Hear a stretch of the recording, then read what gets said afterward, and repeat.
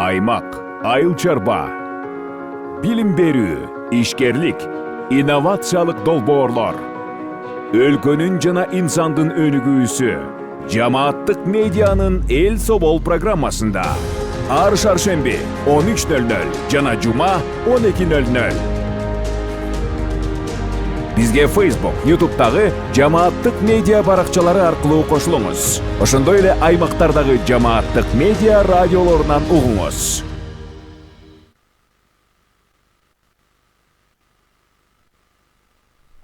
Кутман күнүңүз менен көрөрман жана угарман, сиз жамааттык медиа студиясындагы Эл собол программасын көрүп баштадыңыз.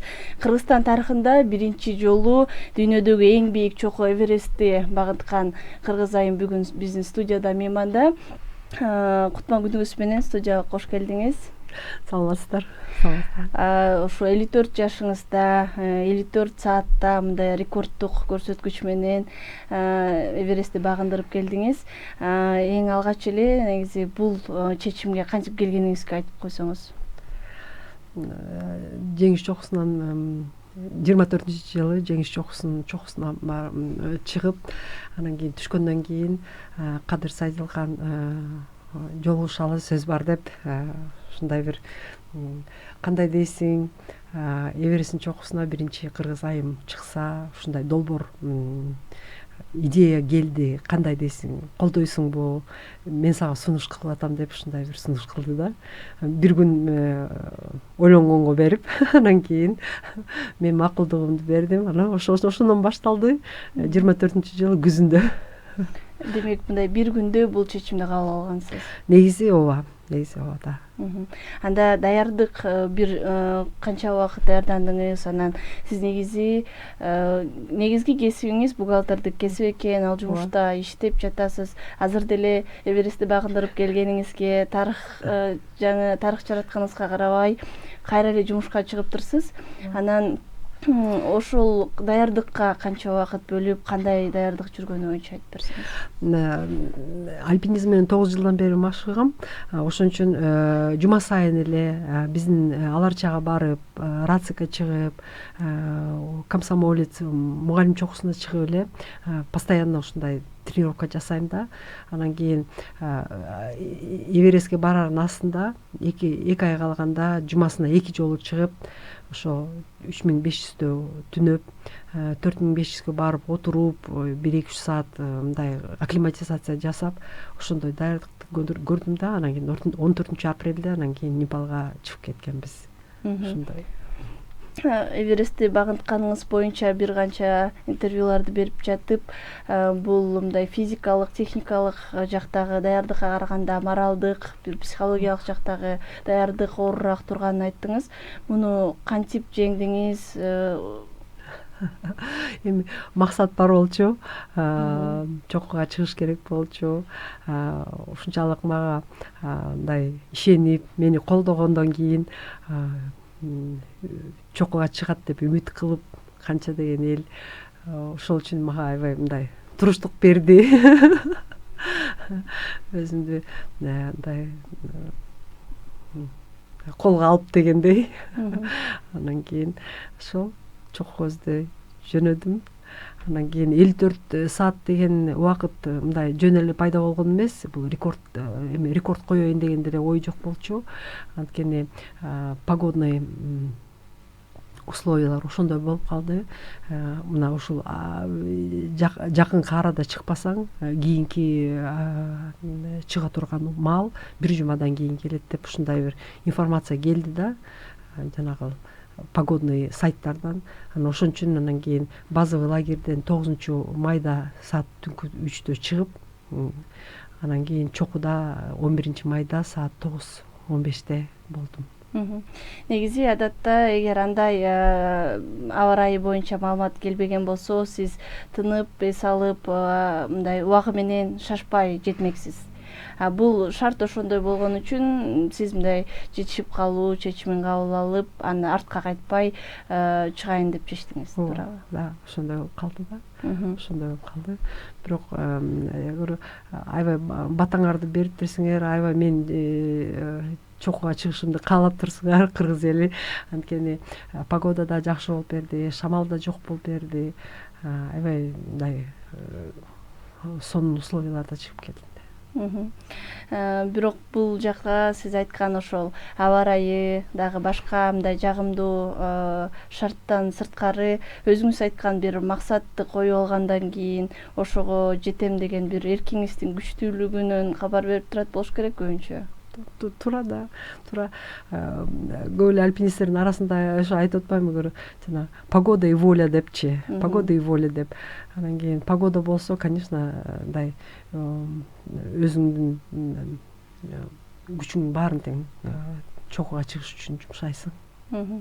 Эверестке чыгуу боюнча негизи сунушту сизге бергени, сизге ишенгенинен бир четинен ошондой дагы болду да, бирок бул максатты сиз өзүңүзгө койгонуңуз эмнеден кабар берет? Бул мындай жөн эле альпинизмби же андан дагы тереңирээк, кандай маани? Эверестке чыккан мен үчүн азыркы убакта мындай жөн эле альпинизм эмес болуп калды да, негизи элечи. Анткени бул мындай миссия катары жанагы кенен жашоо девизин колдоп, анан кийин кыргыз айымдардын мындай үнү Эвересттин чокусунда жаңырсын деп, мындай ушундай бир максат болгон да. Ой, кечиргиле. Анан кийин да, не только спортивное достижение болуп, а именно ушундай миссия менен көтөрүлгөндө мындай бөлөкчө көз караш менен карадым да менчи Эвересттин чокусунда турганда. Ушинтип. Бирок сиз айткандай, чын эле баардыгы мындай жеңил болбосо керек. Чыгып бараткандагы бир кыйынчылыктар же балким негизи артка кайткан учурлар көп эле кездешет да. Кантип мындай аягына чейин чыктыңыз? Кыйынчылыктардан ошо биринчи жолу кислородный маска кийдим. Анан кийин ошо тамагымды кургатып, ушунчалык өзүмдү мындай некомфортно сездим да. Анткени дайыма чечип, ар бир жарым саат сайын чечип, кайра кийип, ошол мага кыйынчылык болду да, тоскоолдук болду. Анткени буга чейин кислород кийип эч качан чыккан эмесмин. Мындай тоонун техникалык деле немеси мындай аркандары полностью аркан ташталып, анан кийин страховкалары бар, промежуточный лагерьлери бар, көп деле мындай неме болгон жок да. Сложностьтарчы. Ошол. Демек бул максатты коюп, чыгып түшкөндөн кийин өзүңүздү мындай азыр кандай сезип атасыз? Мындай жоопкерчилик деп дагы айтып атпайсызбы? Бул жоопкерчиликтен мындай бир четинен жоопкерчиликти ийгиликтүү аткарып. Ооба. Жоопкерчиликти ийгиликтүү аткардым. Ушунчалык ишенимди, ушунчалык мага колдогонуңарды актадым дейин деп айтсам болот. Сыймык эле ошо мындай көкүрөктө жалаң эле сыймык. Анткени менин колуман келди. Мен мындай не подвела депчи, өзүмдү аябай неметип атам да. Анткени Кадыр мени коштоп, базовый лагерьге чейин барып, узатып, ошо түнү бою мен штурмга кеткенде ошол жерде күтүп, рация менен байланышып, постоянно аябай переживать этти. Мен түшкөндө айтат, 10 жолу өзүм эле барып келсем болмок депчи, сени жибергенче деп, аябай ушунчалык ал дагы аябай жоопкерчиликтүү болуп неметти да. Сарсана болду мен барып келгенче. Ошондой. Анан бул сүйүнүчтүү кабарды эң биринчи кимге, кантип угуздуңуздар? Жанымда коштоп барган шерптер рациясы бар жанында. Анан кийин чокуга чыкканда обязательно базовый лагерьге кабар беришет. Мына чокудабыз саат момча деп. Ошол чокуга чыкканда рация менен Кадыр менен сүйлөштүм. Сүйүнүчүбүз менен бөлүшүп, бирибиз менен эми аман эсен түшүп кел деп мени каалап. Анан кийин ошол жерден базовый лагерьде Кадыр Асель успешно вершинага чыкты деп жарыялап мен үй бүлөмө чалып, кичинекей кызыма телефон чалып, апаң чокуда деп, небересин чокусунда деп ушинтип кабар берди. Келгенден кызыңыз менен баарлашып көрдүңүзбү? Ошо укканда жаңылыкты кандай кабыл алыптыр? Мени аэропорттон балдарым тосуп алышты. Кошо эл менен кошо. Анан кийин бирок кыздар билесиңер да жашын куйултуп, мама сен келдиң, мама биз кубанычтабыз келгениңе деп. Бирок даже мектепте деле айтышыптыр, айтып атат, сыймыктанабыз дейт. Сыймыктанабыз, досторубуздун баары айтып атат, чыгып кетиң. Мектепте деле классташтарыбыз айтып атышат. Сыймыктыр. Албетте кызыңыз эле эмес, мурда бизде ошол чыгып бийик тоолорду багындырган альпинист мырзалар бар эле. Аларды көрүп сыймыктанган бир башка. Өзгөчө сиз багындырганда көпчүлүк кыз келиндер, айымдар баары суктанып, сыймыктанып, бул сезим өтө мындай социалдык медиада да көрүнүп турду. Баардык адамдарда мындай сиз жөнүндө жалаң жакшы пикирлерди жана социалдык медиада сүрөттөрүңүздү колдонуп жатканынан ушундай бир абал болду да. Анан сиз алардын баарын көргөн жок болушуңуз керек. Телефон менен чектелип болду. Интернетке мен кошулган эмесмин. Бир ай вот Непалда жүргөндө, анткени өзүм эң негизги максат тоого чыгыш деп, ошон үчүн интернетке мындай алаксыган жокмун да. Бирок чын эле соц тармактарда ушунчалык аябай көп комментарий мага ушунчалык мындай жүрөктү жылытты да. Анткени бул жеңиш жеке меники эмес, бул жеңиш баарыбыздын жеңишибиз. Кыргыз айымдардын жеңиши, кыргыз элинин жеңиши. Мен үчүн аябай ушундай сыймык болуп атат. Сиз негизи ушулдай айтып атпайсызбы, алаксыбайын деп, бир гана максатым тоого чыгыш керек болгондо чыгайын деп, телефондон чектеп, мындай бул дисциплина мындай спортчу катары сизде калыптанганбы же деги эле мындай мүнөзүңүздө ушундай жоопкерчиликтүү мындай өзгөчө бир сапаттарыңыз барбы? Негизи эле өзүм мындай мүнөзүм ушундай, бирок спорт муну күчөттү да. Анткени спорттун ичинде мындай дисциплина болуш керек. Өз убагында чыгып, өз убагында разворот жасап, мындай чогулган кийимдин баарын тең жашаган чатырда дагы дисциплина болуп, ошо только күчөттү да. По жизни перфекционист я. Негизи 45 жаш, 9 жылдан бери альпинизм менен машык атканыңызды айтып атасыз. Бул 45 жашыңызда келгенсиз. Анан негизи көбүнчө спортко жаш кезинен келгендер ийгилик жаратат деген бизде калыптанып калган ойлор бар. Анан ушул жашыңызда мындай альпинизмге машыгам деп чечкен, ошо тоого болгон сүйүүңүз эмнеден улам пайда болгон да? Мен спортсмен болом деп альпинизмге келген жокмун. Это как порыв души, вот мындай такой осознанный выбор болду да. Мен ошо биринчи жолу мугалим чокусуна чыккандан кийин ушу ак мөңгү баскан тоолорду карап, көрүп, ушунчалык аябай суктанып, анан кийин өзүмө ушундай чечим кылдым да. Мен ушу тоого чыксам, тоого чыгып ушундай өмүр сүргүм келди да. Именно вот ушу тоонун арасында, анан кийин профессионально басып жүргөн, тоого чыгып жүргөн альпинисттерди издеп, анан кийин ошо секцияга келгем да. Ошондой болгон. Баары бир деле бул спорттун бул түрүн тандап атканыңызга бир эмне түрткү болгон? Мисалы, дайыма дагы деле бир жаратылышка эмне үчүн башка спорттун түрүн тандаган жоксуз дегенде? Тоонун чокусуна келип, көкүрөгүң менен дем алып, айлантаңды караганда ушунчалык өзүңдү мындай кенен сезесиң да. Кенен сезесиң. Мен үчүн ошо баалуу болуш керек. Мен чечим кабыл алыш үчүн именно ошол. Ушул Эверестти негизи эле буга чейин дагы ошо бийик жеңиш чокусун, Манаслууну багындырганда өзгөчө акыркы ушул Эверестти багындырып түшкөндөн кийин мындай сизде эмне өзгөрдү? Кандай баалуулуктарыңыз балким башкачараак болуп калды? Негизи эле тоого барып баштаганда баалуулуктар баары тең өзгөрүлдү да.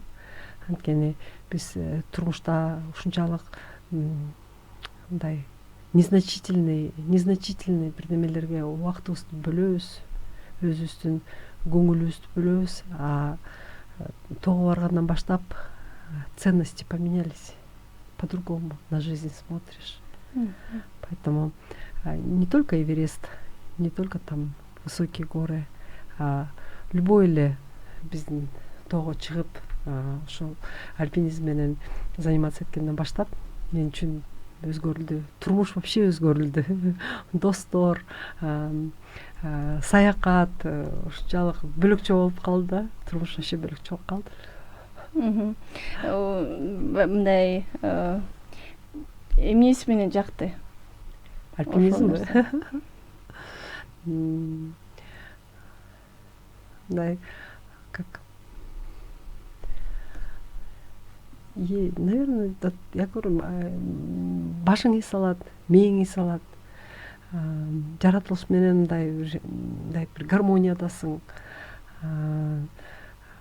Көп проблемаларды вообще там ойлонбой, дем алыш күнү чыгып келесиң, ошол заряд бир жумага жетет да, шаардын ичиндечи.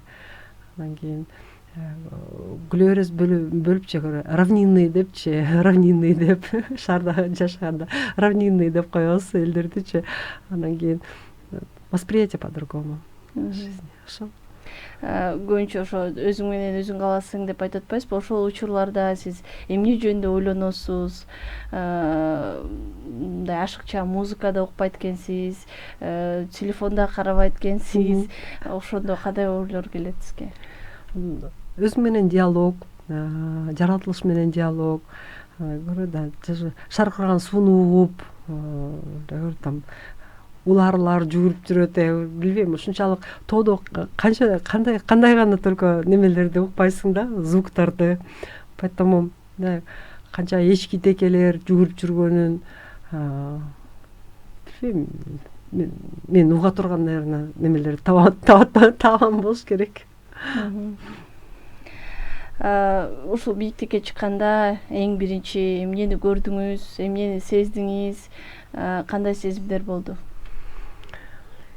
Эми Эвересттин чокусунда турганда айландаң баары тоо, ак тоо. Ылдый жакта базовый лагерь, мариналар, көлдөр, анан кийин мындай элдер, мен деле ойлогом, Эвересттин чокусуна чыкканда чуть ли не там космосту көрүп да, анан кийин тиги Кремльдү көрсө болот депчи. Нет, конечно. Айландаң баары тоо, ак, мөңгү. Анан кийин сезим сыймык, ушул жерге жеттим. Ушул жерге жетиш үчүн күчүм жетти. Ушу мага мындай возложить эткен миссияны мен аткардым деген аябай неме болду да. Өзүм менен өзүм мындай неме болдум, сыймыктандым да негизичи. Ушул мындай сиздин артка кетпегениңизге, ушу тоону, бийик чокуну багындырыш үчүн мындай кайсыл сөз же мындай кандай колдоо дайыма мындай байкап турдуңуз? Мен ошо Эвересттин чокусуна чыгып айта турган сөздөрүм бар болчу да, эми сөз айттым видеогочу. Анан кийин ошол сөздү айтыш үчүн мен прям кыргыз айымдарга кайрылуу, кыргыз мырзаларга кайрылуу, мамлекетке, элиме, ушул. Анан кийин мен үчүн мындай аябай значимо было прийти и сказать это. Ошон үчүн көтөрүлдүм. Сиз демек өзүңүзгө мындай ишенгенсиз ошол жака чыкканыңызга, анткени сөздү даярдап алган болсоңуз, барир чыгам, айтам, силем деген сизде терең ишеним бар болду окшойт. Да, мүмкүн да, анткени чын эле мен ушу чокуда туруп ушу сөздөрдү айткым келген да. ошол кайрылууңуз кандай болгонун айтып берип койсоңуз болот анткени видеодо анча жакшы угулбайт. ооба да кыргыз элинде мени колдогон үчүн, мага ишенген үчүн рахматымды айттым. Анан кийин ой максаттарыбызга жетели деп, анан кийин ушу өнүккөн өлкөлөрдөн бололу, дүйнө жүзү суктана турган Кыргызстан бололу деп ушундай тилек кылдым. Анан кийин азыр биздин өлкөбүздүн мындай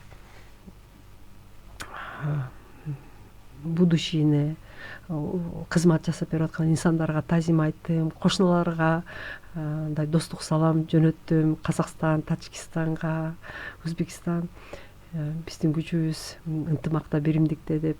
Ошондон кийин кыргыз айымдарга уважение, благодарность деп чоң жүрөк жөнөттүм монтип.